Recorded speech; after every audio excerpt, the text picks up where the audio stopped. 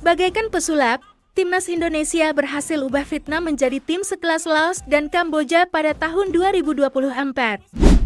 Martin Paes tak kunjung bela Timnas Indonesia. Ex-pengurus PSSI curiga Timnas Pusat atau Belanda ingin memanggilnya lagi. Dianggap pahlawan, Shin Tae-yong diabadikan sebagai nama lapangan di Korea Selatan. Pelatih Australia sesumbar akan kalahkan Timnas Indonesia 2 kali. Begini ucapnya, "Gak kaleng-kaleng." Timnas Indonesia masuk daftar tim termahal di ronde 3 kualifikasi Piala Dunia tahun 2026. Berikut nilainya. Halo football lovers, ayo subscribe dulu bagi yang belum dan tekan tombol lonceng untuk mendapatkan notifikasi video terbaru dari kami.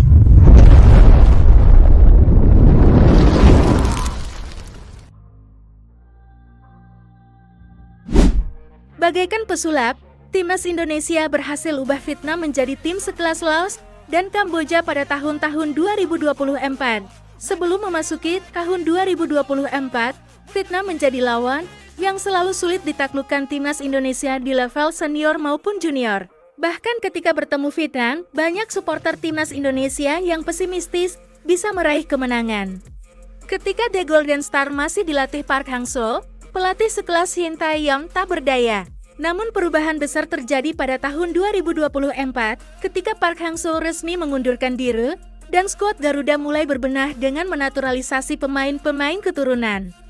Sepanjang tahun 2024, Timnas Indonesia dan Vietnam sudah 4 kali bertemu di semua level. Di level tim senior, Indonesia sudah bertemu dengan Vietnam sebanyak 4 pertandingan.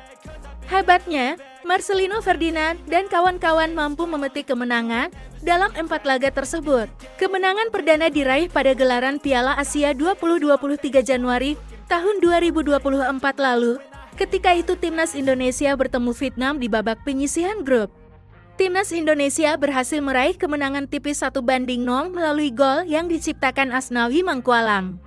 Kemudian pertemuan kedua terjadi di babak penyisihan grup putaran kedua kualifikasi Piala Dunia 2026 zona Asia. Skuad Garuda lagi menjungkalkan Vietnam di pertandingan kandang dan tandang.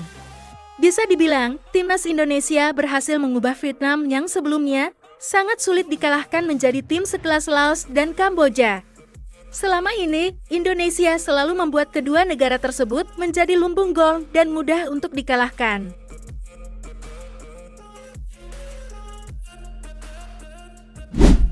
Martin Paes tak kunjung bela Timnas Indonesia. Ex-pengurus PSSI curiga Timnas Pusat atau Belanda ingin memanggilnya lagi.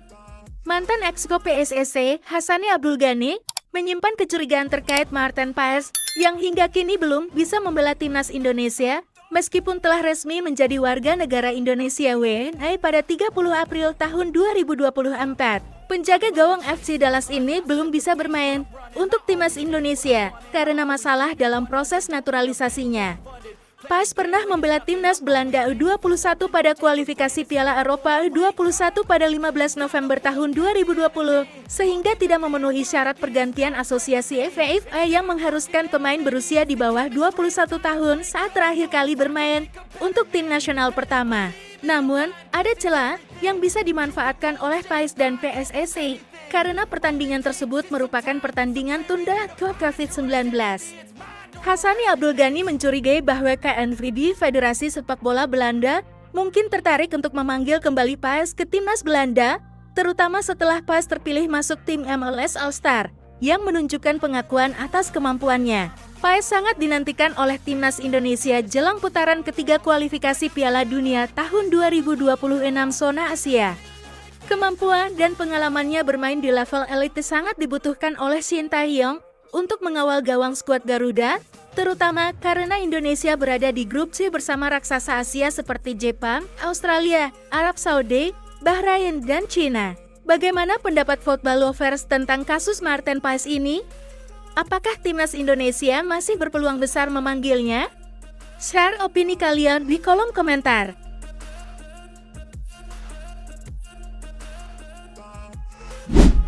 Dianggap pahlawan, Shin Tae-yong diabadikan sebagai nama lapangan di Korea Selatan. Nama pelatih Timnas Indonesia, Shin Tae-yong, diabadikan sebagai nama salah satu lapangan sepak bola di Changpo Sunresi, Gyeongdeokgun, Gyeongsangbuk-do. Lapangan tersebut akan diresmikan pada 6 Juli tahun 2024 dan dinamai Shin Tae-yong Soccer Park. Dalam acara peresmian, pertandingan persahabatan akan digelar oleh beberapa klub dan Shin Tae-yong diharapkan hadir bersama seniman-seniman lokal. Shin Tae-yong Soccer Park dibuat untuk memberikan fasilitas olahraga bagi penduduk lokal serta menjadi tempat bagi klub sepak bola lokal, sekolah, dan komunitas. Nama Shin Tae-yong dipilih karena kontribusinya yang dianggap sebagai pahlawan dalam mengharumkan nama Korea Selatan di kancah internasional sejak bergabung dengan Timnas Indonesia pada Desember tahun 2019. Shin Tae-yong telah mencatatkan banyak prestasi dengan skuad Garuda, termasuk peringkat kedua Piala AFF, lolos kualifikasi Piala Asia, dan mencapai babak 16 besar untuk pertama kalinya dalam sejarah. Shin Tae-yong baru saja memperpanjang kontraknya dengan PSSI hingga tahun 2027. Tugas di depan mata, termasuk putaran ketiga kualifikasi Piala Dunia tahun 2026, Piala AFF, dan Piala Asia tahun 2027. Pada putaran ketiga kualifikasi Piala Dunia tahun 2026, Timnas Indonesia akan menghadapi tim-tim berat di grup C seperti Jepang, Australia, Arab Saudi, Bahrain, dan Cina.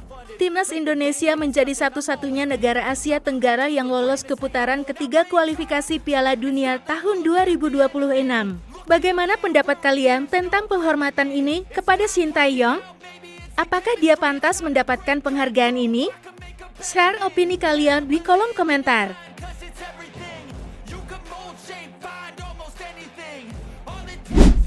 Pelatih Australia sesumbar akan kalahkan Timnas Indonesia 2 kali. Begini ucapnya. Begini ucap sesumbar pelatih Australia akan bisa kalahkan Timnas Indonesia.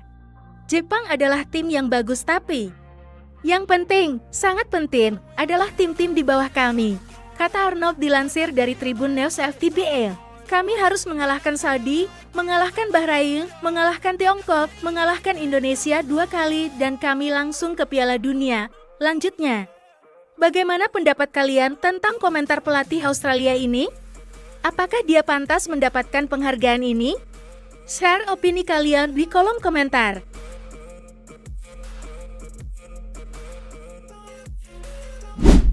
Gak kaleng-kaleng. Timnas Indonesia masuk daftar tim termahal di ronde 3 kualifikasi Piala Dunia tahun 2026. Berikut nilainya.